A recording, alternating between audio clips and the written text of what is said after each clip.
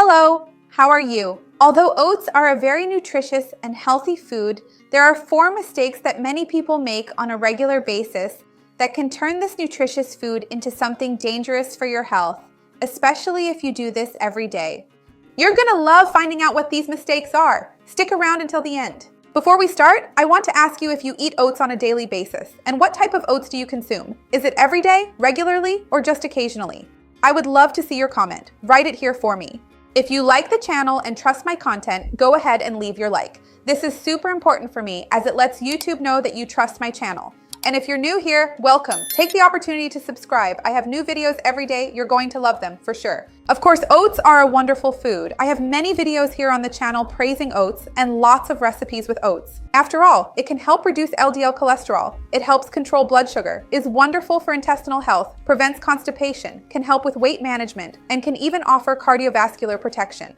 The problem is that many people make mistakes when consuming or buying oats, and some of these mistakes can even put our health at risk. So I'm going to tell you what these mistakes are so you don't make them. Let's get started. The first mistake is combining oats poorly with other ingredients. That's because oats, even though they contain fiber and protein, are still a major source of carbohydrates. And depending on the amount of oats you use, for example, rolled oats or oat flour to make breakfast or an afternoon snack, and if, on top of that larger amount of oats you're already using, you also add, for example, a banana, which is also healthy, and a lot of honey, which is also healthy. And if you add, for example, a plant-based milk because you're reducing lactose, that's healthy too.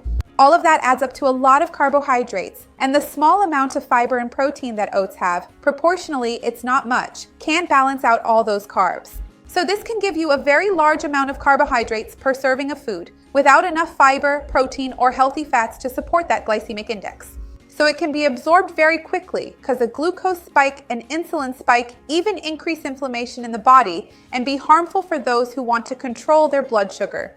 The ideal is to combine oats with good sources of fiber, protein, and healthy fats such as yogurt, chia seeds, and fruits with a lower carbohydrate content. So that's a very important tip. The second mistake is when buying oats. If you buy oats that already have some kind of added sugar or flavoring, or that have been pre-processed in some way, it makes them much more easily digested, like those instant oats that even come in little packets, like strawberry flavor, chocolate flavor with chocolate chips. They're delicious, but the amount of carbohydrates and sugar per serving is absurd, and that's just a preparation with oats.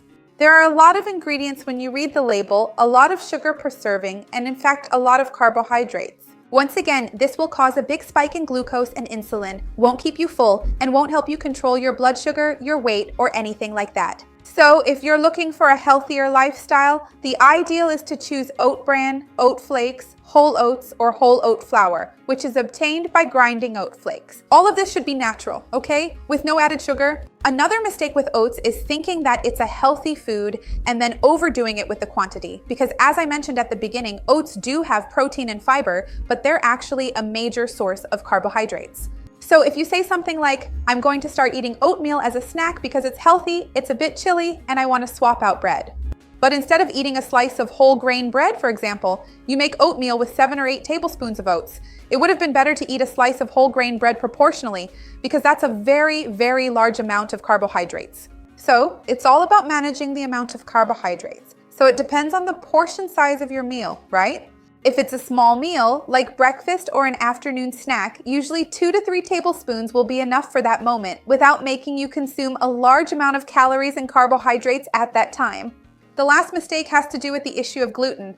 Oats themselves don't contain gluten, and that's not even a problem for the vast majority of people. But if you have celiac disease or non-celiac gluten sensitivity, you need to pay attention whether or not there's gluten in your diet.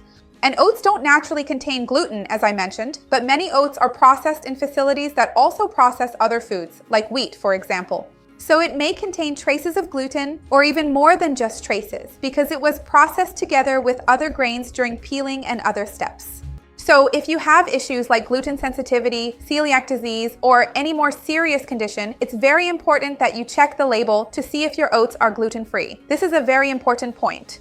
Tell me if you made any of these 4 mistakes or even more than one. I'd love to see your comment. Remember to like the video, it really helps me out, and share it with anyone who would enjoy it or needs it. Let's expand this chain of good. That's what I want here with the channel. See you next time, bye.